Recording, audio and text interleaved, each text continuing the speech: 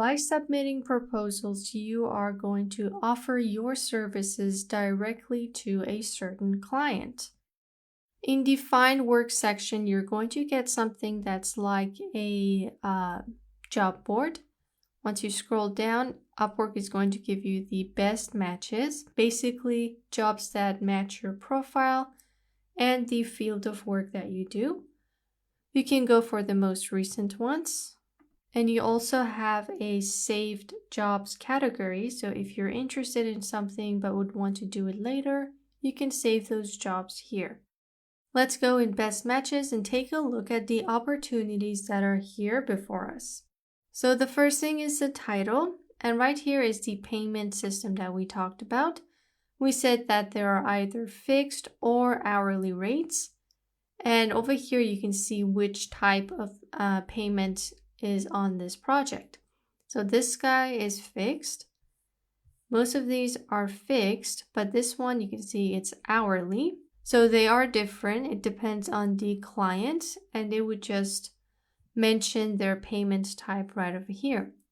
One thing to pay attention to is the payment verification. You can see that some of these have payment verified, but some of them don't. And if their payment is not verified, that's kind of risky because Upwork didn't make sure that they have a credit card linked to their account. So the payment might take longer and there might be complications. So it's best to just stick with clients that have their payments verified. Next to that, you can see the star rating of the client and the amount of money they spent on this platform. So when they spent this much, you know that they are a regular user of Upwork and they are trusted. You can see all the stars and all the verifications. So seeing a job like this is a safe place for me to start. And I just need to see whether or not I'm at the level that this client is looking for. But once I look at the area next to the price, I can see that this client is looking for an intermediate freelancer. You can see this one as well, but this guy is looking for entry level. So if you're just starting out, you're a beginner in your field, you would want to go with these entry level tags because this client is looking for, and it's just looking for someone to do an easy task. So you don't need to be a professional to go for this job. You can see once we read the title, selfie recording for female Azerbaijani speakers. So it's a simple task. You don't have to be a pro at selfie recording to go for this job. And once I see this, I'm rest assured that even if I'm not experienced, I still have a chance at this task. On the other hand, if you are a professional, you wouldn't really want to go for an entry-level job because usually there are many other opportunities for professionals with higher payments and better opportunities. We can also see the tags right here, graphic design, InDesign, Illustrator, Photoshop. And if I'm familiar with any of these tags, I could just go for these. This is where you get to kind of dislike the job because the section we are in right now is best matches for my profile. So if this is something that I just wouldn't be doing and I'm not interested in, I could just hit this and it will be removed for me. For example, this is a job for Azerbaijani native speakers. I'm someone who is not a Azerbaijani, so this job will just not be suitable for me. You can go ahead and dislike this and give a reason why. I will go with doesn't match skills. And now this guy is going to be removed from my matches, and I can just keep this section for jobs that I would have a shot at and that I know I would be able to do. We also have the heart next to each of these projects, which goes in your saved jobs. So I'm going to save this. And now you can see I have my very first saved jobs. Let's go back here. Now let's go in one of these and take a look at how we can write our proposal. So we can see that this is a worldwide job, meaning that I don't have to be in the location to do this. This is really important if you want to be a remote freelancer on Upwork. Make sure to always check the location. because sometimes you just scroll through, you see the payment is good, the description is perfect, but you forget to check the location, and then they're expecting you to be in, let's say, Mexico. So you want to make sure you read this and not enter that complicated situation that would occur if you just didn't know that you had to go to Mexico. So we're seeing a description. Make sure to always read the description carefully. Never skip the final lines, because maybe at some point they're talking about an unexpected expectation that they might have of you. And you want to make sure you fully understand the project and how it's going to work before submitting a proposal. Because submitting proposals is going to cost you. And we're going to talk about that in a second. So you want to make sure you read everything the best way that you can, go over it multiple times, and make sure you fully understand the project before moving on. Down here, we can see that I'm getting a fixed price of $40. No matter how many hours I spend on this project, I will be getting $40. Let's come down here. We can see the activity.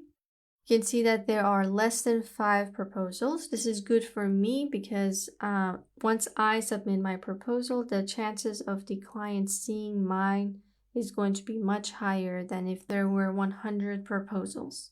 Every client also has a recent history where you can find out whether they are a good client. You can see down here, freelancers are giving their reviews for this client. And there's also the other way around. So you can see their work history, basically the work that they've done on Upwork and how that went. This could help you with the trust that you would have towards this client. Now let's go up and talk about something called connects. So basically, Upwork has things called connects. Now these connects are going to be refilled every month. You could also buy them, but you could get them for free if you wait every month. And when you first start on Upwork, you're going to have a certain number of connects that you can use to get started. So I know that right now I have 50 connects, and if I want to submit a proposal, I would need 2 to get started. Or if you choose by milestone, you would have to write down the description, due date, and amount. And you can add as many as you'd want. Of course, the client would have to accept your proposal in order for this to work, but you're just telling this client how you would want to continue with this project. So you can see I am looking for 5 people, a short 5-minute video. Let's say I would go with like first 5-minute video. The due date, when will I finish this one by? Let's say 1 day. And how much from this $40 will I take? I could take less or I could take more. It all depends on me. So maybe I would say I would take $5 for this first 5-minute video. I could add more and just delete if I don't need more than 1 milestone. So then I can see that this is the total price that I would get, $5. I would have to add more. Let's make this like 20. So I would just add as many milestones as I want, but if I want to finish the project in one go, I would go for this. And I'm going to bid an amount. So I'm suggesting the client an amount that could be higher than their budget or lower, and then they could decide whether they'd want to do this or not. And then Upwork has a service fee of $8. So this is what I will receive by the end of this project. Once you scroll down, you want to give a duration for this project. Something like this. Choose whichever you want. Now, the cover letter is one of the most important parts of your proposal. In this part, you're basically convincing the client to work with you. So you want to have the best sentences in there and avoid some common mistakes that we're going to talk about soon. So think of it like this. This client is getting thousands of proposals and the chances of you standing out are already low because the client is just scrolling through and is just looking for that one sentence that will just wow them. Similar to the description, you have a few seconds to convince this client to read your proposal. So it's really crucial that you do not waste your time with useless sentences. And we're going to see right now what are some sentences that you should not write in your cover letter. So this is an example of what you shouldn't write in your cover letter. Hi, my name is Josh, and I am from New York City. This first sentence has nothing to do with the client, and they're just left with this information that they can't do anything with. So if you write this in your proposal, the client's just going to go past it because it's irrelevant to the entire service.